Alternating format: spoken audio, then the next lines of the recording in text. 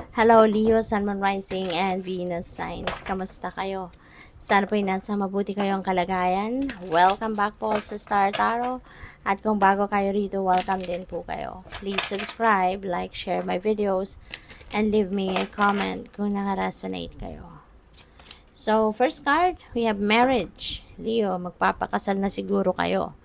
Or, pwede rin na ah pwede rin na hindi kayo tong ikakasal. Baka may imbitahan lang kayo sa isang kasalan. Pwedeng gano'n.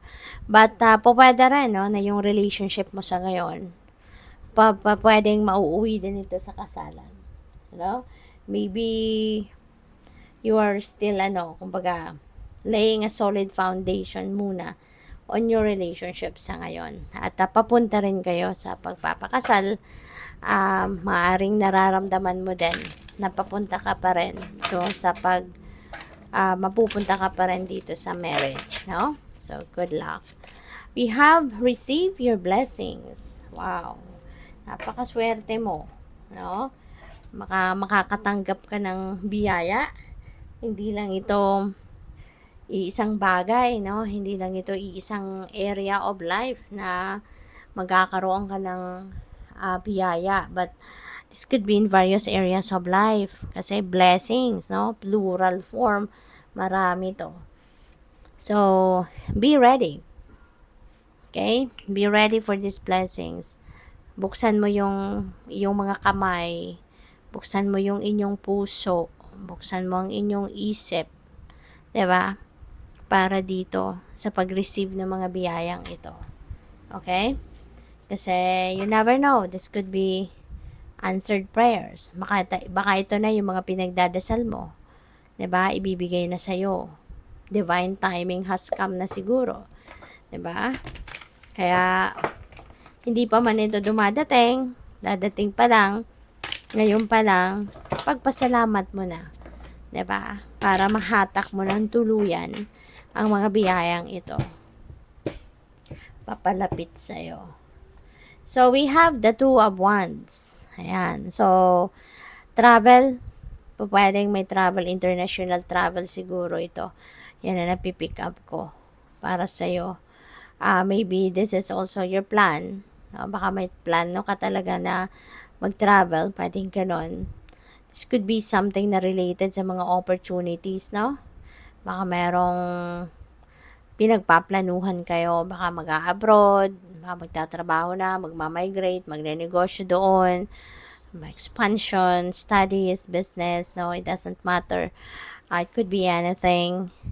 Pwede rin na partnership ito. Baka meron kayong iniisip na pinaplanong business partnership. Yung ganon, no? So, kaya good luck sa'yo. We have 7 of Cups. Maraming opportunity ang dadating. Pwedeng iba't ibang klase to ng opportunity. But, hindi lang maaring sabay-sabay ito. Hindi lang ito iisa. 'Di ba? Kaya pwedeng mawindang kayo dito sa pag-iisip. Alin kaya dito yung kukunin ko? Alin kaya dito yung best? Alin kaya dito yung perfect para sa akin? 'Di ba? So, maaaring marami tong kailangan mo pag-isipan. Kaya, it's also going to help you if, 'di ba, you're going to tune in to your intuition para nang sa gayon, magabayan ka kung alin dito talaga yung best para sa'yo. Kasi, when you are trusting your intuition, when you're following your intuition, it will lead you to the right path. It will lead you towards kung saan man ang perfect para sa'yo. Okay? The lovers. May marriage, may lovers.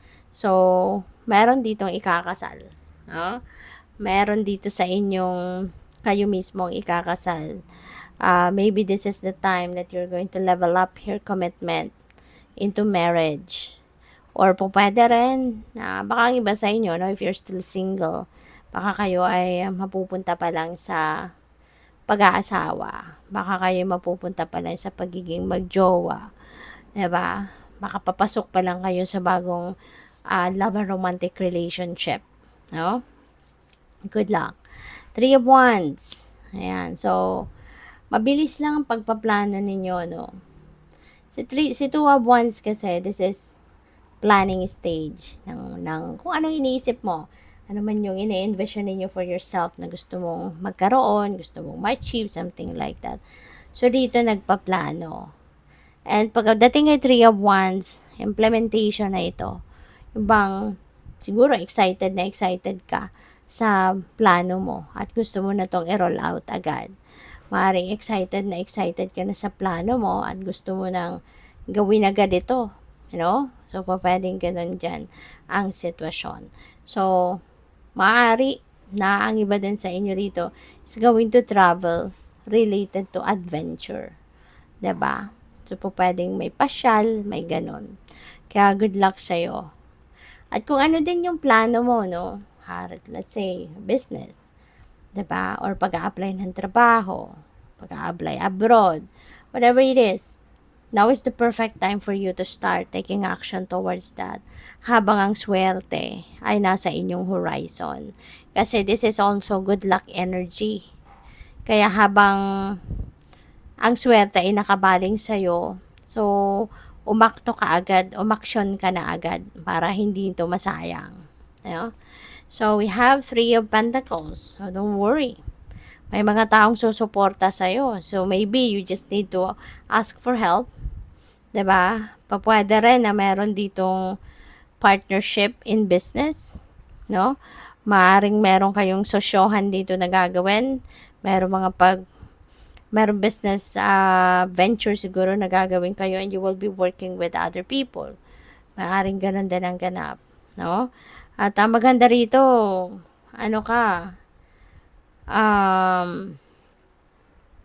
magtatagumpay ka, 'di ba? Kasi iba kasi kapag mayroon kang katulong, mas maraming input, mas maraming kamay at paa ang pwedeng magtrabaho, ang pwedeng gumalaw, kaya mas mabilis mong makakamit yung tagumpay, 'di ba? So what else? We have the King of Pentacles. Wow. So may promotion, no? Pwedeng ang iba sa inyo dito baka ma-promote kayo into a leadership role. Ako kayo nagtatrabaho. Pwede rin naman ang iba sa inyo dito is baka magiging tatay na or magiging grandpa, no? Pwedeng ganon. Si King of Pentacles din kasi this is someone na very successful na in terms of his money, career, and finances. So, maybe you are going to embody the energy of King of Pentacles sa ngayon. So, pwedeng nandun ka na sa trono ni King of Pentacles. Pwedeng isa ka ng successful na business person.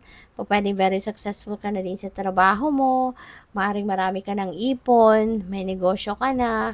Maaring ganun ka. Diba? Maaring ka na. Kumbaga, established ka na, no, sa inyong money, career, and finances.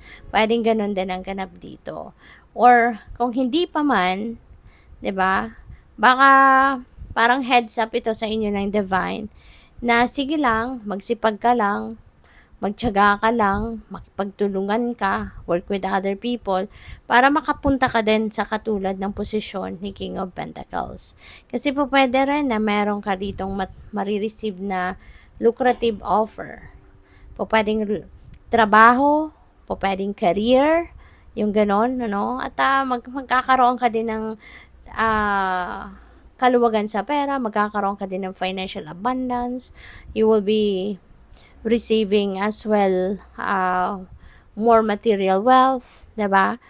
At mapupunta ka rin sa posisyon na katulad ni King of Pentacles. Kaya sipag at tiyaga lang. Alright? So, good luck. Thank you for watching. Love and light. Namaste.